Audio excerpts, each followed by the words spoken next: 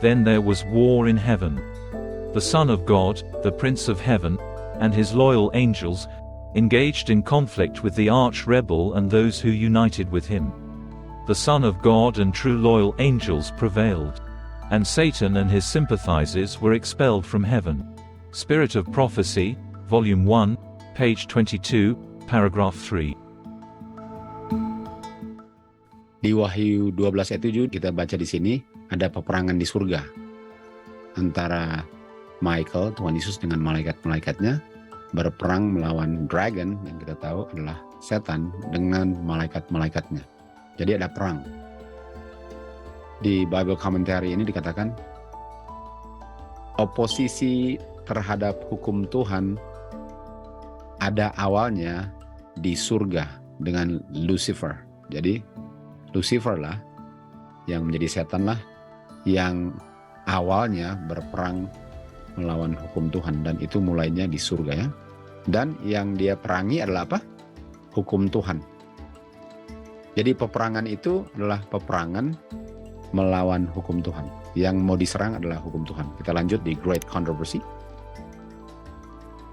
Lucifer bilang bahwa kalau hukum Tuhan itu memang nggak bisa berubah, artinya dia punya judgment atau penaltinya nggak bisa juga ditiadakan. Kan? Setiap orang yang melanggar harus selama-lamanya dipisahkan dari penciptanya. Okay? Dan dia bilang di sini bahwa semua Adam dan keturunannya, paling kurang Adam lah ya, dan Hawa, mereka sudah berada di lokasi di mana mereka sudah nggak bisa diselamatkan lagi. Mereka sudah di luar pagar karena hukum Tuhan katanya apa? Nggak bisa berubah. Jadi kalau mereka sudah melanggar, mereka sudah di luar pagar, sehingga mereka nggak pernah bisa masuk pagar lagi, karena kalau masuk pagar, artinya hukum itu bisa berubah. Ini tuduhan setan, inilah peperangan di surga. Dan kita tahu peperangan di surga itu dibawa sampai ke bumi ini kan, sampai sekarang. Jadi mari kita lihat dengan ini serpent atau ular. Karena peperangan di bumi ini adalah lanjutan peperangan di surga. Jadi kita lihat peperangan di bumi di Taman Eden. Dan Tuhan memerintahkan kepada manusia, dan Tuhan berkata, sudah tahu apa yang dibilang, dari semua buah pohon di Taman Eden kamu bisa makan dengan bebas, kecuali buah daripada pohon pengetahuan baik dan jahat. Dan di hari kamu makan, kamu pasti akan mati. Ini perintah Tuhan. Dan kita tahu, command itu command kan?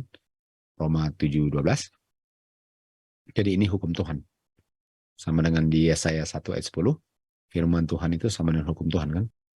Dan waktu Tuhan bilang kamu pasti akan mati, setan bilang di Kejadian 3, dia bilang gini, dia bilang kepada wanita, apakah memang Tuhan bilang itu? Bisa lihat kan? Jadi waktu setan bilang, apakah memang Tuhan bilang itu, itulah peperangannya. Jadi peperangannya ialah untuk meragukan firman hukum Tuhan. Jadi walaupun firman Tuhan sangat jelas, dia bilang, apakah memang itu artinya? Memang dia bilang itu, tapi apakah itu artinya? Itulah peperangannya terhadap firman Tuhan atau hukum Tuhan. Dan di ayat 4 dia bilang apa? Kamu enggak sesungguhnya akan mati. Jadi kita bisa lihat bahwa peperangan yang mulainya di surga dilanjut di bumi karena dia bilang bahwa yang Tuhan bilang itu enggak benar. Dan tadi kita baca bahwa peperangannya ialah terhadap hukum Tuhan. Kan? Artinya yang dia bilang gini, kalau kamu melanggar, kamu enggak mati. Kalau kamu melanggar, kamu tidak terima ganjarannya. Kalau kamu melanggar, kamu tidak akan menerima penghakimannya. Kalau kamu melanggar, upah dosa bukan kematian. Kalau kamu melanggar, kamu tidak akan terima judgment. Itu yang dia bilang. Okay? Setan bilang, kamu nggak akan terima judgment kalau kamu melanggar. Okay? Ini peperangannya. Jadi kita bisa lihat bahwa di bumi ini peperangannya mulainya di Eden. Bahwa Tuhan nggak akan membinasakan manusia, manusia nggak akan terima judgment walaupun berdosa. Jadi setan bilang bahwa hukum Tuhan itu nggak holy, nggak just, dengan nggak good. Dan setan bilang juga bahwa judgment-nya Tuhan itu sebenarnya bukan judgment dan bukan kematian. Jadi walaupun orang berdosa, nggak ada judgment. Nggak ada judgment. Karena kamu nggak akan mati. Dan kalau mati itu kan judgment. Oke, jadi kita ke 1 Yohanes 4:8 dikatakan, God is love. Nah, setan kutip ini, God is love. Dan karena God is love, dia nggak akan membinasakan kamu. Itu bukan karakter Tuhan. Untuk manusia dibinasakan walaupun sudah melanggar, sudah tahu yang benar tapi melanggar, God is love, artinya love itu tidak termasuk judgment. Itu peperangannya. Yehezkiel 18 ayat 23 dikatakan, okay, apakah saya menginginkan orang yang jahat untuk mati? Kan? Jadi ayat-ayat ini dibilang bahwa Tuhan nggak menginginkan orang yang jahat untuk mati. God is love. Jadi kita bisa lihat peperangan terhadap firman Tuhan, hukum Tuhan itu pakai ayat-ayat yang bilang God is love, Tuhan nggak ingin orang jahat mati, artinya biarpun berdosa nggak akan ada yang mati kan. Padahal ini salah mengerti karakter Tuhan. Dan di Yehezkiel 33 ayat 11 dikatakan, saya tidak menginginkan kematian orang jahat. Nah, kalau cuma pilih-pilih kata di ayat itu tentu saja kan. Jadi ayat-ayat ini seakan-akan menunjukkan bahwa God is love itu tidak termasuk dia punya penalty, tidak termasuk dia punya judgment. Dan ini sesuai dengan apa yang dibilang kepada Hawa kan. Kamu nggak akan mati, dalam kurung God is love. Biarpun kamu berdosa, saking God mencintai kamu, dia nggak ingin kamu mati. Dia nggak ingin kamu dibinasakan. Walaupun kamu melanggar, bukankah ini spiritualism namanya? Jadi peperangan terhadap hukum Tuhan yang adalah firman Tuhan, itu adalah peperangan yang namanya spiritualism. Lalu kita lihat di Great Controversy, dikatakan, jangan seseorang tertipu dengan klaimnya daripada spiritisme ini.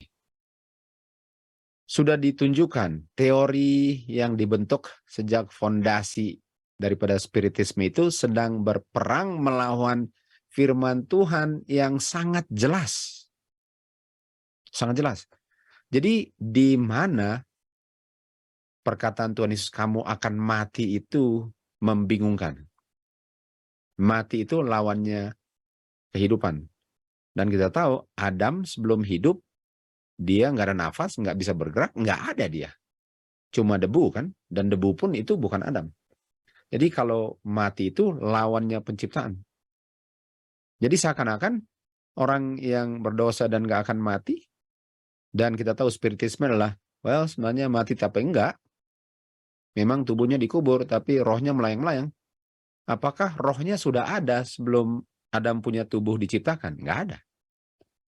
Jadi kalau kematian adalah lawannya penciptaan, artinya dia kembali ke debu dan nggak tahu apa-apa. Karena sebelum Tuhan menghembuskan nafasnya di Kejadian 2:7, Adam nggak ada. Yang adalah tanah dan nafas Tuhan. Jadi kalau kembali lagi, hanya ada nafas Tuhan dan hanya ada debu. Itu namanya spiritisme. Jadi peperangan itu adalah peperangan melawan firman Tuhan yang sangat jelas. Very simple dan plain ya. Nggak ada yang membingungkannya di sini. Itu peperangannya. Jadi walaupun Tuhan bilang kamu akan mati, dia bilang apa? No, bukan itu maksudnya. Karena di ayat 1, Kejadian 3 dikatakan, apakah memang Tuhan bilang demikian? Dan Alkitab menyatakan bahwa orang mati nggak tahu apa-apa. Pikirannya sudah lenyap, mereka nggak ada bagian lagi di bawah kolong langit, mereka nggak tahu apa-apa, nggak tahu sukacita, nggak tahu sedih. Mereka nggak tahu apa-apa. Karena nggak ada. Orang mati sama dengan debu. Oke. Tapi spiritisme punya ajaran ialah, memang tubuhnya jadi debu, tapi dia masih ada pikiran seperti roh yang melayang-melayang katanya. Dan kita tahu roh itu bukan melayang-melayang, itu firman Tuhan kan. Di Ezra 7 ayat 26 dikatakan, barang siapa yang tidak melakukan hukum Tuhan, biarlah dia menerima judgment, dan bisa saja itu menghasilkan kematian. Salah satunya kematian, salah satu dibuang, disingkirkan dia punya harta atau masuk penjara. Tapi salah satu daripada judgment apa? Death. Dan kalau melanggar hukum Tuhan atau firman Tuhan itu judgment-nya death, setan bilang apa? No, kamu nggak akan mati. Tuhan, God is love. Dan love itu dia nggak akan binasakan orang yang melanggar sekalipun. Padahal di sini katakan judgment-nya adalah death. Dan setan bilang kepada wanita kan, atau si Hawa, Tuhan nggak membunuh. Dia punya judgment itu nggak benar dan nggak righteous. Dia punya pembunuhan nggak. Tuhan nggak membunuh. Tuhan tidak membunuh. Biarpun kamu melanggar pun, dia punya kasih lebih besar daripada dia mau bunuh kamu. Atau dia mau tarik nafas. Enggak, dia nggak akan. Dia sangat mengasihi kamu. Sehingga walaupun kamu melanggar pun, kamu nggak akan mati. Di Wahyu 16 ayat 7 dikatakan, Tuhan punya judgment yang adalah kematian, hasilnya adalah true dengan righteous. Kan? True dengan righteous, benar dan righteous. Artinya, kalau righteous kan karakter Tuhan. Artinya judgment itu karakter Tuhan. Jadi untuk bilang bahwa Tuhan tidak membinasakan orang yang berdosa, yang nggak mau bertobat dan dibinasakan. Kalau saya bilang itu, artinya saya bilang Tuhan nggak righteous, Tuhan nggak true. Kalau saya bilang karakter Tuhan tidak termasuk judgment, artinya Alkitab bohong dong. Alkitab bilang dia punya judgment true dengan righteous. Ulangan 4 ayat 8 dikatakan, bangsa apa yang sangat great ini, yang memiliki status dan judgment-nya sangat righteous, sebagaimana semua hukumnya. Semua hukumnya righteous sebagaimana judgment dengan statusnya. Jadi kalau dibilang Tuhan nggak menghakimi, artinya kita nggak perlu status, nggak usah judgment, dan kita nggak usah menurut hukum. Karena kalau pelanggarannya tidak menghasilkan judgment, melanggar terus saja. Melanggar saja terus, kita nggak akan dibinasakan. Melanggar aja, pasti akan dibangkitkan kalau mati. Dan kalau Tuhan sudah datang, nggak mati, diangkat kawan awan. Karena love-nya menutupi semua kesalahan kita. Paling kurang itu ajaran setan. Lalu dikatakan di Maleakhi 4 ayat 4, ingat hukum Musa. Untuk apa mau ingat hukum Musa kalau judgment-nya nggak benar? Dan otomatis kita harus buang dia punya statutes. Artinya kita nggak perlu pelihara dia punya feast. Kenapa? Biar nggak pelihara juga kok, kita nggak akan binasa. Sudah lihat peperangan terhadap hukum Tuhan ini? Terhadap firman Tuhan yang mulainya di surga? Mazmur 119:160 dikatakan, firman-Mu itu benar sejak awal. Dan setiap kamu punya, setiap firman itu daripada judgment yang righteous, bertahan selama-lamanya. Untuk apa ada judgment kalau nggak mau digunakan? Untuk apa ada judgment? Jadi kita bisa lihat bahwa kalau memang Tuhan tidak membinasakan, tulisan Alkitab bohong semua. Dan kalau kita baca ini, setan akan bilang apa? Iya, memang itu yang ditulis, tapi bukan itu artinya.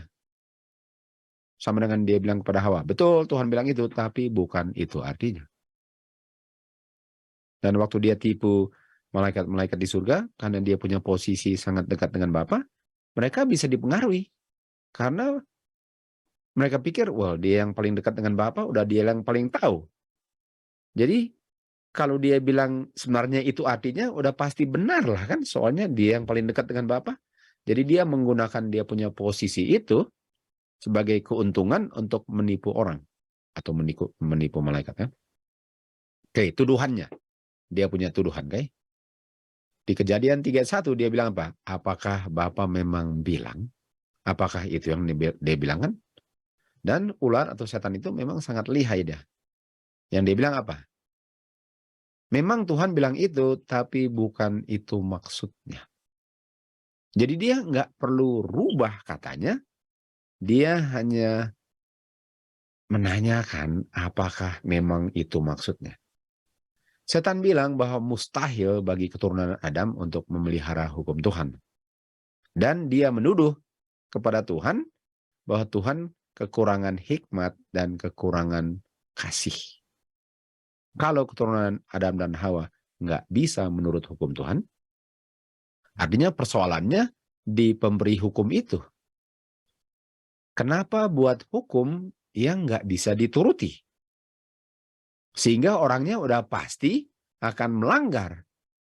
Lalu dihukum mati lagi. Artinya kalau hukumnya nggak bisa dituruti, nggak ada yang akan hidup karena semua akan melanggar. Lalu di sisi lain dia bilang apa? Well, tapi God is love, dia nggak akan binasa.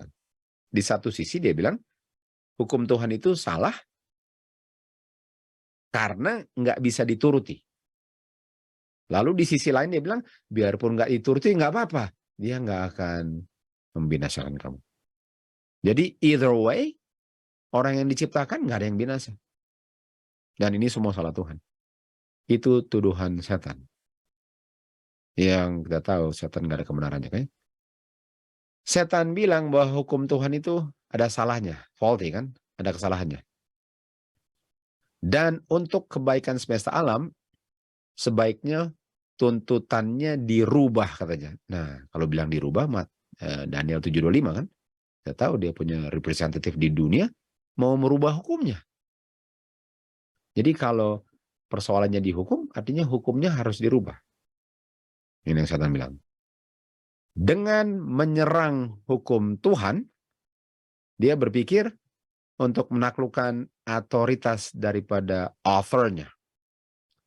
Sehingga dialah yang akan menggantikan Bapa di surga sebagai yang maha tinggi. Karena kalau hukumnya Bapa memang salah, dan setan yang temukan kesalahannya, dan seandainya salah, artinya setanlah yang patut duduk di tahta Bapa. Itu yang dia inginkan. Dia mau menjadi seperti yang maha tinggi kan, dengan menyerang hukum Tuhan. Baik. Nah, ini baru-baru ini. Baik. Ini sangat baru-baru. Ini November 28. Sekarang tanggal berapa? 28 juga ya. Oke, saya baru ambil tadi nih. Oke. Jadi di sini dikatakan di Breitbart, oke.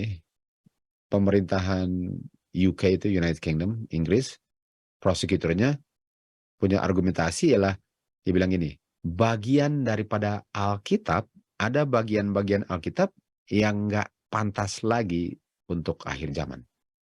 Peperangannya sama nggak? Dia bilang ada bagian daripada Alkitab yang udah nggak pantas lagi.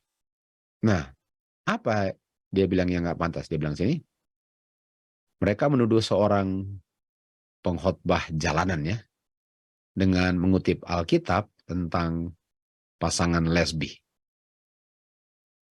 Dan bilang bahwa Alkitab itu nggak berlaku lagi di akhir zaman karena menyerang hubungan lesbi. Kita punya gaya hidup sudah beda katanya. Sudah modern society. Jadi nggak pantas lagi untuk menuduh orang yang lesbi atau LGBT karena sekarang sudah bisa terima. Mungkin dulu sudah bisa lihat peperangan yang mulai di surga sekarang sedang kita lihat di akhir zaman. Nah, ini ada website yang namanya The Character of God. Kita sudah pernah belajar ini dulu kan? Kalian sudah pernah ingat? The Character of God ya judulnya. Dan kalau kita ke Character of God, kita bisa lihat juga Double-Minded God. Kita bisa ke bagian websitenya, kalau kalian buka Character of God, lalu bisa lihat Double-Minded God. Lalu kita pergi ke Question for Objectors on the Character of God, halaman 3. Dan ini dia punya bagian. Dan ini orang Advent. Dia tulis begini, Mrs. White menyatakan di Kerinduan Segala Zaman, halaman 19, dengan datang untuk berdiam dengan kami, Tuhan Yesus mau mengungkapkan Bapa kepada manusia dan kepada malaikat-malaikat. Ada yang mau diungkapkan. Tuhan Yesus memiliki firman Bapa. Pikiran Bapa melalui firman Tuhan Yesus bisa kedengaran sekarang. Jadi dengan Tuhan Yesus berbicara, saya bisa mengerti pikiran Bapa. Diungkapkanlah pikiran Bapa melalui perkataan Tuhan Yesus. Ini kutipannya, jadi dia sudah tutup kutip ya. Memang Miss White bilang, dan ini buka kutip, ini tutup kutip. Jadi sekarang di Scannote ini, dia punya komentar, bukan Miss White lagi. Okay? Lalu dia bilang apa? Sebagaimana yang tadi bahwa Tuhan Yesus itu mengungkapkan pikiran Bapa, ini nggak berlaku untuk Musa, Joshua, Elijah, David, dan Nabi siapa saja. Dan tentu saja, seluruh tulisan di Alkitab yang diulang-ulang, diedit untuk berabad-abad sudah pasti salah. Jadi mereka bilang, kalau Tuhan Yesus, bolehlah. Kalau bicara Tuhan Yesus, boleh. Okay?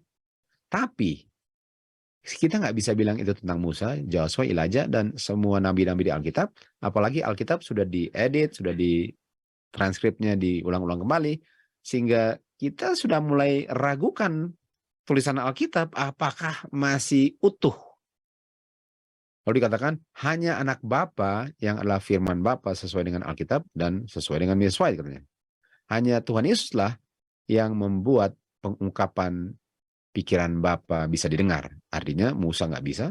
Artinya Musa salah, Joshua salah, Elijah salah, David salah, dan semua tulisan Alkitab salah. Hanya anak Bapa. Dengan mempertahankan ide bahwa semua tulisan di Perjanjian Lama yang telah diasumsikan adalah inspirasi dari Tuhan, okay?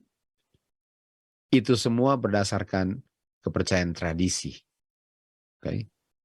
Artinya, kalau saya percaya tulisan Alkitab, saya mengutamakan tradisi lebih daripada kehidupan Kristus. Artinya, ini website bilang apa? Kita nggak bisa percaya Alkitab lagi. Kita hanya bisa lihat kehidupan Tuhan Yesus. Karena hanya Tuhan Yesus yang bisa mengetahui pikiran Bapa, semua nggak bisa. Jadi apakah kita lihat bahwa firman Tuhan, hukum Tuhan sedang diserang? Sedang diserang kelas berapa? Sedang diserang. Jadi tulisan Musa, Joshua, Elijah, semua nabi-nabi bukan inspirasi Tuhan, bukan. Hanya Tuhan Yesuslah yang bisa mengungkapkannya dengan benar, yang lain salah. Oke. Di John 5:46 dikatakan, Tuhan Yesus bilang gini ya, kalau kamu percaya Musa, kamu harusnya percaya saya. Musa tulis tentang saya kok. Nah, tunggu. Kalau saya nggak percaya Musa, lalu Musa tulis tentang Tuhan Yesus, artinya saya nggak pernah kenal Tuhan Yesus. Ayat 47. Tapi kalau kamu nggak percaya Musa, Jeremia, Joshua, dan semua nabi yang dia kutip tadi ya, kalau kamu nggak percaya mereka semua, dibilang apa? Bagaimana kamu mau percaya perkataanku? Lalu dikatakan di John 5:39, selidikilah firman Tuhan, karena firman Tuhan itu, dan firman Tuhan itu, waktu Tuhan Yesus bicara ini di Perjanjian Lama ya, firman Tuhan itu dari Kejadian sampai Maleakhi, firman Tuhan itu bicara tentang saya. Nah, Tuhan Yesus nggak ada tulis Perjanjian Lama, mulai dengan Musa dan Maleakhi kan, Tuhan Yesus nggak tulis. Dan dibilang itu semua bicara tentang saya. Artinya semua tentang Tuhan Yesusnya salah dong. Kita nggak bisa percaya tuh.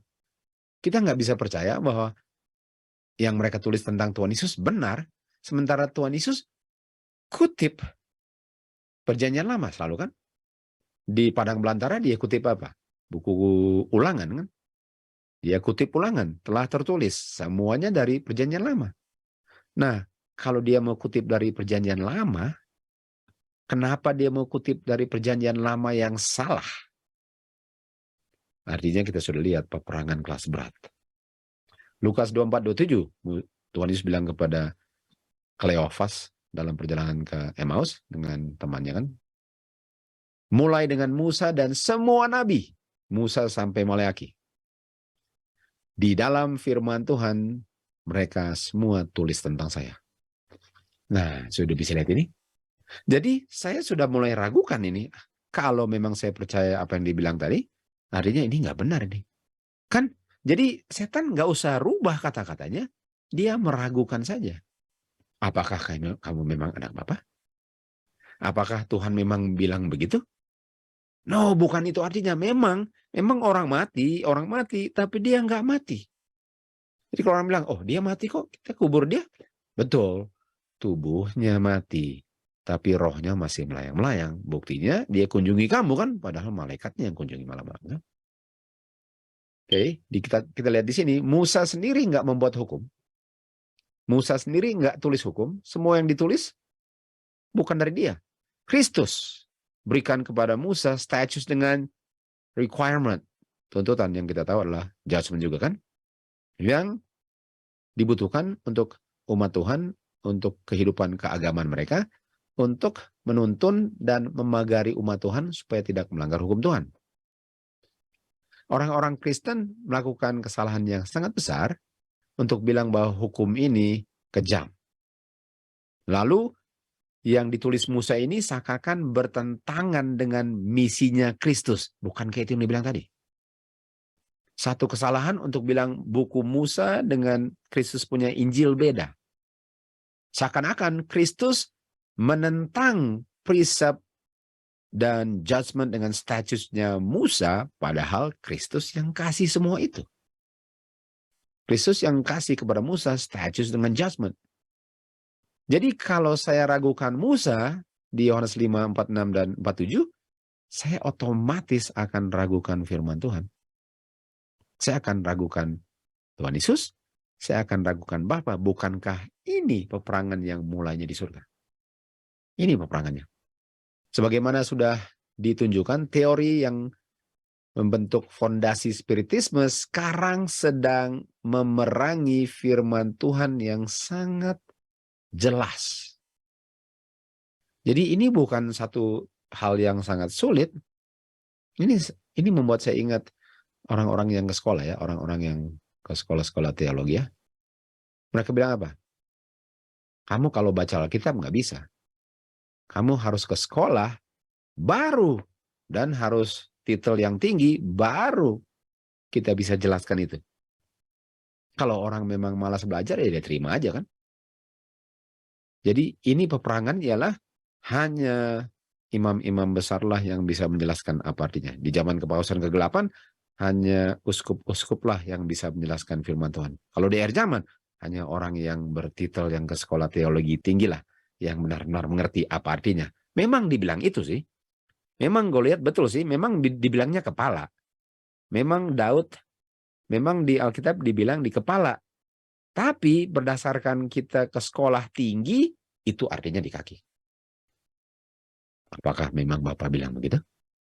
Dan untuk mempertahankan tuduhannya bahwa Bapak itu tidak adil terhadap dia, terhadap setan, dia menyalahgunakan atau artikan firman dan tindak tanduk pencipta. Dia punya policy lah untuk membingungkan malaikat-malaikat dengan dia punya argumentasi yang sangat lihai ini mengenai tujuan Bapa. Semua yang sangat sederhana dia selubungi dengan satu misteri. Makanya dia namanya apa? Misteri Babylon. Ada berapa? Ada 3. Oh ada 3? No ada 1. Loh katanya 3. Sekarang 1. Iya 1. Jadi 1 atau 3? 1 dan 3. Jadi yang mana? Misteri. Tuhan bilang boleh makan nggak? Dia bilang nggak boleh sih. Dan kalau nggak boleh makan apa? Kalau makan apa? Mati. Tapi nggak mati sih. Loh katanya mati. Iya mati tapi enggak. 3 tapi 1. Lihat. Yang sangat sederhana dia selubungi dengan misteri. Dengan dia punya pemutarbalikan yang lihai ini, dia mencantumkan dalam ide dia keraguan akan firman Yehova yang sangat sederhana. Kamu akan mati. No, kamu nggak akan mati. 1 Korintus 8 ayat 6 bilang cuma satu God. Betul, cuma satu God, tapi 3. Tapi Alkitab bilang batunya kena di dahi. Betul, betul. Dan itu betul. Dan saya mengerti, kalau kamu nggak ke sekolah memang begitu. Tapi kalau ke sekolah, di kakinya.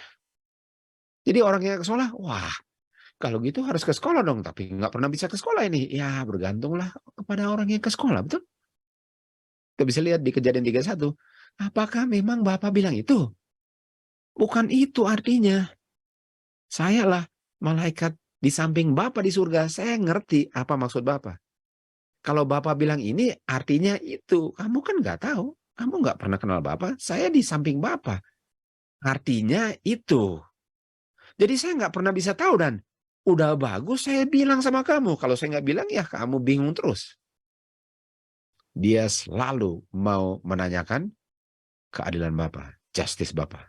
Judgment Bapak kan. Dia selalu mau meragukan. Dia bilang kepada Tuhan Yesus, kalau memang kamu anak Bapa. Kalau. Tapi saya ragukan kalau kamu anak Bapa. Nah, cerita di 1 Samuel 15 kita tahu. Tuhan bicara kepada Samuel untuk bilang kepada Saul untuk membinasakan. Kan? Untuk membinasakan orang-orang Amalek.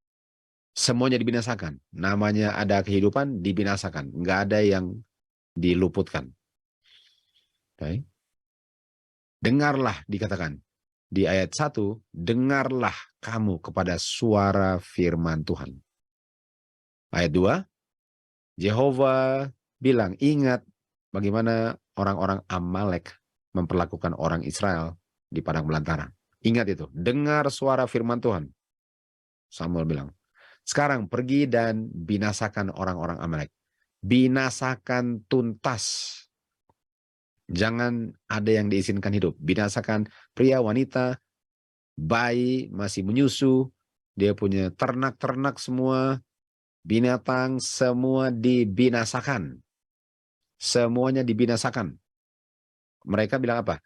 Oh, kita nggak binasakan Agag. Dan kita nggak membinasakan domba-domba yang sehat. Kan? Semua yang baik kita nggak binasakan. Kita nggak mau binasakan mereka semua. Tunggu, tadi dibilang apa? Binasakan semua. Lalu dibilang apa? Dengar suara firman Yehova. Semua dibinasakan. Dia bilang apa? No, no, no, no. No, saya kan kenal Bapak. Saya kenal karakter Bapak. Enggak. Tuhan nggak mau binasakan. Seakan-akan yang Tuhan bilang bohong. Bukan itu maksudnya. Maksud Tuhan binasakan yang buruk-buruk, tapi yang bagus untuk dipersembahkan, nggak usah dibinasakan. Tuhan nggak akan membinasakan. Apakah ini pemutarbalikan yang sedang kita lihat di akhir zaman, yang mulainya di Taman Eden? Ayat 22, dia bilang apa? Apakah Tuhan menginginkan kamu punya persembahan-persembahan? Bukankah lebih baik kamu menurut daripada melanggar lalu bilang bahwa kamu melanggar untuk menyenangkan hati Tuhan? Kamu punya pemberontakan, Saul, adalah witchcraft. Dan kita sudah tahu apa witchcraft. Sorceries, farmakia. Dan kamu punya keras kepala itu adalah pelanggaran dan idolatry, penyembahan berhala. Karena kamu telah menolak firman Yehova, kamu pun ditolak sebagai raja. Jadi kalau kita bilang, no, Bapak nggak membinasakan. Saya sudah memutarbalikan karakter Bapak. Dan itu namanya pemberontakan, witchcraft. Dan itu apa witchcraft? Spiritisme. Sama dengan yang setan bilang kepada Hawa di Taman Eden kan? Itu adalah spiritisme. Witchcraft dengan demon worship. Penyembahan iblis. Untuk saya bilang bukan itu maksudnya. Tuhan nggak membinasakan. Itu penyembahan iblis. Itu sama dengan Hawa. Sudah terhipnotis dengan tipuan setan bahwa no, Tuhan is love. Dia nggak akan membinasakan. Spiritisme kita tahu adalah witchcraft, sorcery, demon worship. Itu sama dengan menolak firman Tuhan. Peperangan terhadap firman Tuhan adalah spiritisme. Mereka hanya bisa melihat God of anger, kan? Jadi ada yang melihat, Tuhan cuma marah-marah saja. Sedikit-sedikit nggak boleh, nggak boleh, nggak boleh. Lalu sementara yang lain, no, Tuhan nggak membinasakan, nggak apa-apa, nggak apa-apa. Jadi tipuannya itu disesuaikan dengan kebutuhan yang dibutuhkan orang itu. Satu bilang Tuhan nggak membinasakan, yang satu, Tuhan cuma ingin membinasakan. Jadi ini sedang berperang, peperangan terhadap apa? Firman Tuhan. Setan sudah lama mempersiapkan dia punya usaha akhir ini untuk menipu seluruh dunia. Fondasi daripada pekerjaannya sudah diletakkan di Eden. Fondasi peperangan di akhir zaman sekarang, mulainya kamu sebenarnya nggak mati. Tuhan enggak akan jalankan judgment-nya. Dia terlalu baik. Itu spiritisme. Sedikit demi sedikit dia telah mempersiapkan jalannya untuk dia punya tipuan gacoknya dalam tipuan spiritisme. Yaitu Tuhan tidak membinasakan. Jadi itu website yang tadi kita lihat. Apakah inilah peperangan akhir zamannya? Mazmur 19 ayat 9 katakan, judgment-nya Tuhan punya judgment. Kalau orang melanggar, true dengan righteous. Dia nggak bilang false dan unrighteous. Ini peperangannya. Oke, kita lihat Laodicean blindness, buta orang Laodikia. Gereja atau sidang di akhir zaman yang memiliki kondisi Laodikia, mereka nggak tahu bahwa mereka buta. Jadi mereka buta, tapi mereka nggak tahu mereka buta. Sama dengan orang-orang Farisi. Mereka nggak buta, tapi mereka buta. Tapi mereka nggak tahu bahwa mereka buta karena mereka pikir kita bisa lihat kok ini orang buta yang buta. Padahal Tuhan Yesus bicara tentang apa? Spiritual. Jadi Laodikia di akhir zaman mereka nggak tahu mereka buta. Jadi mereka butanya apa yang mereka nggak bisa lihat? Gospel. Karena dikatakan di 2 Kor 4 ayat 3, gospel itu kalau disembunyikan, atau kalau gospel itu kalau nggak bisa dilihat orang buta itu nggak bisa lihat gospel. Dan karena nggak bisa lihat gospel, mereka hilang. Kita sudah tahu di Roma 1:16, gospel itu kuasa Tuhan yang sanggup menyelamatkan. Artinya kalau tolak gospel, otomatis lawannya selamat. Jadi butanya itu dari karakter Bapa, mereka nggak bisa lihat gospel. Di karakter Bapa, mereka cuma lihat, dia love, dia nggak akan binasakan. Itu nggak gospel, itu bukan gospel. Itu gospel yang sudah diputar balikan di Galati 1 ayat 6 dan 7 kan. Lalu di 2 Korintus 4 ayat 4 selanjutnya, setan telah membutakan pikiran mereka sehingga mereka tidak melihat terang gospel yang mulia. Mereka nggak bisa lihat terang gospel yang mulia. Nah, kita tahu mulia itu apa? Mulia itu karakter Bapa, hukum Bapa. Jadi mereka nggak bisa lihat karakter Bapa yang mulia di dalam hukum Tuhan. Mereka hanya bisa lihat, ini hukum Tuhan hanya mau membinasakan terus. Cuma orang berdosa, orang berdosa nggak boleh ini, nggak boleh ini, nggak boleh ini. Mereka nggak bisa lihat gospel. Mereka nggak bisa lihat karakter Bapa di dalam sebuah hukum. Jadi orang-orang Laodikia buta kepada terang Injil Kristus yang mulia. Nah, di 2 Korintus 3:13 dikatakan, Musa waktu menutup wajahnya, dia menutup wajahnya itu karena wajahnya terlalu silau untuk dilihat mereka. Dan kesilauan itu yang mereka nggak bisa lihat, sehingga Musa tutup wajahnya agar mereka nggak kesilauan, ialah the end.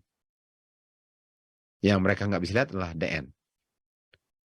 Nah, apa itu the end? Roma 10 ayat 4 katakan, the end adalah karakter Bapa yang sempurna, yang mana ada karakter Bapa yang mereka nggak bisa lihat kan. Jadi karakter Bapa yang sempurna itulah yang mereka nggak bisa lihat dari 10 hukum. Dan itu sangat silau untuk mereka lihat, sehingga Musa lah yang harus tutup wajahnya supaya mereka nggak kesilauan. Jadi karakter Bapa mereka nggak bisa lihat. Yang sudah tahu kan, the end itu the righteousness of the law. righteousness-nya yang diinginkan Tuhan Yesus kepada murid-muridnya yang melebihi righteousness-nya orang-orang Farisi. Jadi mereka nggak bisa lihat karakter Bapa, dan karakter Bapa yang mereka nggak bisa lihat apa? Bahwa Tuhan membinasakan orang-orang yang berdosa kalau mereka nggak bertobat. Mereka cuma bisa lihat apa? Oh, God is love. God is love. Dia nggak akan membinasakan. Nah, kalau dia nggak membinasakan, kira-kira anaknya itu apa dan? Di kayu salib, apa itu? Jadi ada bagian karakter Bapa yang mereka nggak bisa lihat. Yaitu dia punya judgment. Oh, Tuhan dia nggak akan binasakan. Dan ini adalah setan yang ajarkan. Kristuslah yang terima judgment-nya kan? Kan Tuhan Yesus terima judgment. Lalu, karena dia sudah terima judgment, dia berikan kepada kita, dia punya righteousness atau mercy. Jadi judgment, righteousness, mercy itu karakter Bapa. Buktinya Tuhan Yesus mati, judgment, dan saya diberikan righteousness, itu karena mercy. Mereka hanya lihat mercy, mercy, mercy. Mereka nggak bisa lihat judgment. Tuhan Yesus di kayu salib, apa dan kalau bukan judgment?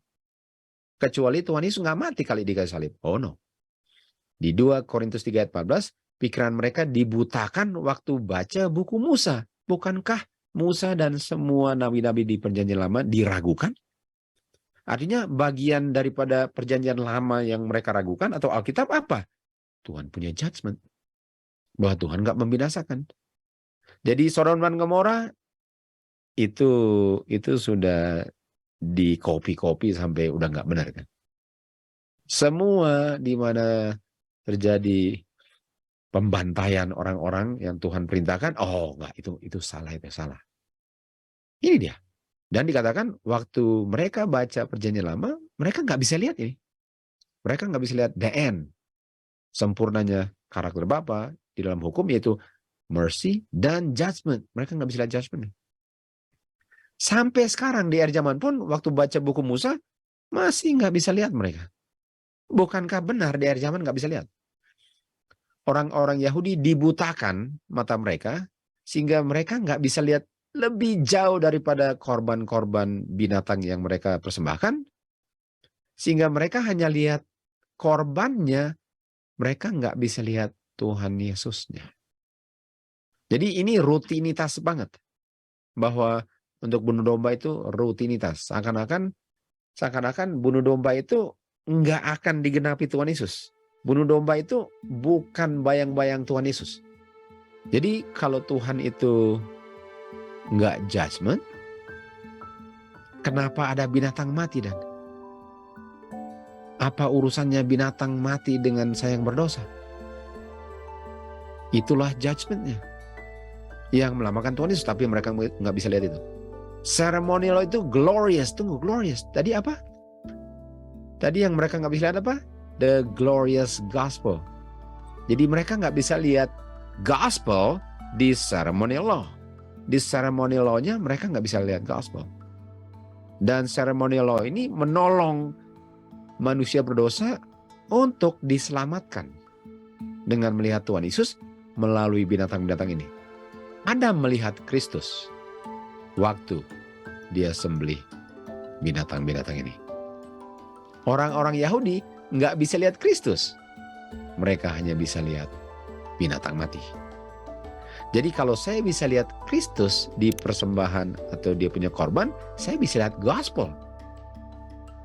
Makanya mereka tolak Tuhan Yesus yang selama ini dilambangkan binatang-binatang yang dengan setia mereka persembahkan. Jadi yang mereka nggak bisa lihat adalah Kristus, gospel. Mereka nggak bisa lihat apa? Judgment, karena Tuhan Yesus apa? Judgment. Mereka bilang Tuhan nggak membinasakan. Nah kalau tolak judgment, otomatis tolak apa? Statutes. Otomatis statutes akan ditolak. Jadi binatang-binatang yang nggak ada salahnya ini, yang melambangkan Kristus, adalah judgment of God. Barang siapa percaya, nggak perlu judgment, karena Tuhan Yesus sudah pikul judgmentnya, mereka terima apa? The mercy of God. Bukankah ini dia punya ujian hari ini?